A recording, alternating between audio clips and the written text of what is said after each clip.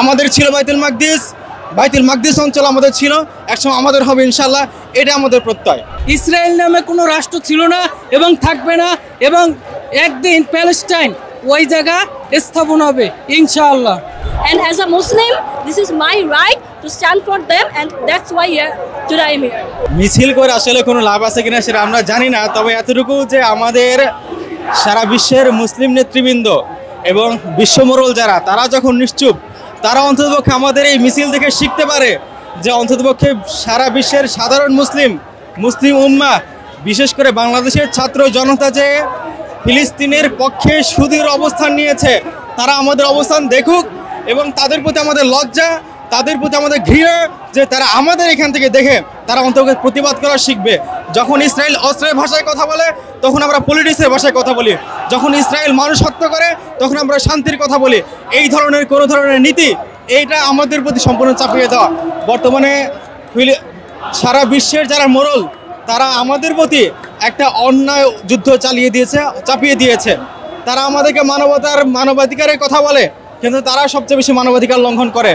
তাদের মানবাধিকারের নীতি, তাদের মানবাধিকারের নিয়ম শুধুমাত্র মুসলমানদের জন্য প্রযোজ্য, কিন্তু তাদের নিজেদের জন্য প্রযোজ্য না। তারা মানুষ হত্যা করবে আর আমাদেরকে বলবে যে তোমরা সন্ত্রাসী। সুতরাং এই ধরনের নীতি চলতে পারে না। ফিলিস্তিন সারা পৃথিবীর মুসলমানদের ইমানের অংশ, বাইতুল মাকদিস আমাদের ইমানের অংশ, আমাদের ভালোবাসার অংশ। আজকে বাইতুল মাকদিস, যেখানে অসংখ্য নবী, লক্ষ লক্ষ নবীর আগমন হয়েছে, যেখানে আমাদের শহীদেরা ঘুমিয়ে আছে, এই শহীদের রক্ত স্নাত এই মঞ্জিল শুধুমাত্র রক্তের বিনিময়ে উদ্ধার করা যেতে পারে। আমাদের ছিল বাইতুল মাকদিস অঞ্চল আমাদের ছিল, একসময় আমাদের হবে ইনশাল্লাহ, এটা আমাদের প্রত্যয়।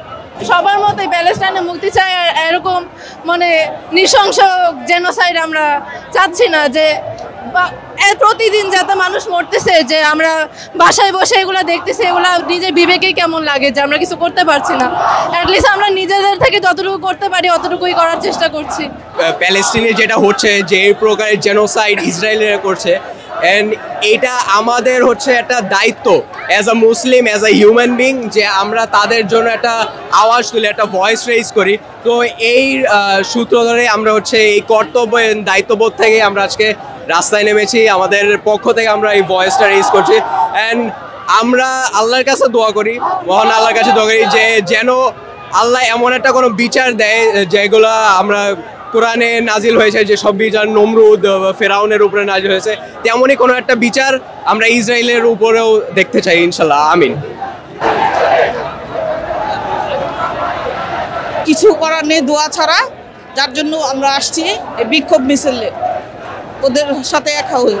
আমরা এই আন্দোলনের মাধ্যমে পুরো পৃথিবীকে জানাইতে চাই যে আমরা পৃথিবীবাসীকে দেখিয়ে দিতে চাই, শুধু গাজাবাসীরা একা নয়, আমরা মুসলমানরা তাদের সাথে আছি, এবং আমরা ইমানি শক্তি দিয়ে ইনশাআল্লাহ একদিন ইসরায়েল নামে কোনো রাষ্ট্র ছিল না এবং থাকবে না, এবং একদিন প্যালেস্টাইন ওই জায়গা স্থাপন হবে ইনশাআল্লাহ। এই যে ইসরায়েলের আগ্রাসন প্যালেস্টাইনের ইনোসেন্ট মানুষদের উপরে, এটা থামা খুবই অতি শীঘ্রই জরুরি। আর এটা যে ফুল ফান্ড আমেরিকা করতেছে, এটার জন্য ট্রাম্পকেও বহিষ্কার করা খুবই আর্লি দরকার আমাদের। ওরাও আমাদের মতো মানুষ, ওদের বাচ্চার রাইট আছে আমাদের মতোই। And as a Muslim, this is my right to stand for them, and that's why today I'm here.